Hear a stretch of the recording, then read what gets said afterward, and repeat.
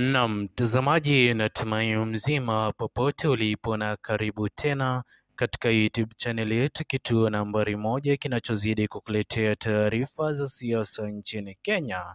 Naam, mtazamaji, leo hii ikiwa ni Easter Monday, habari mbaya zimeweza kutufikia katika dawati letu la habari.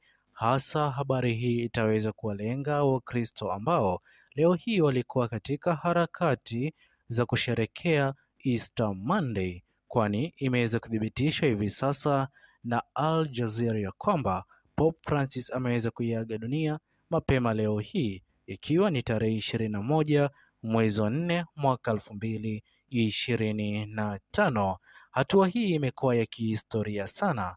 Idadi kubwa ya wananchi wa Kenya wameweza kutoa pole zao kwa Pope Francis, hasa kutoka katika makanisa ya Catholic, hatua ambayo imeweza kuwa ni pigo kubwa, hasa kutokana na leo hii ikiwa ni siku ya Easter Monday.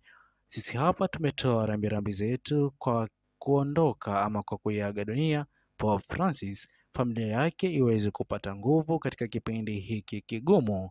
Tuachie maoni yako katika uwanja comment section. Bye bye until the next video.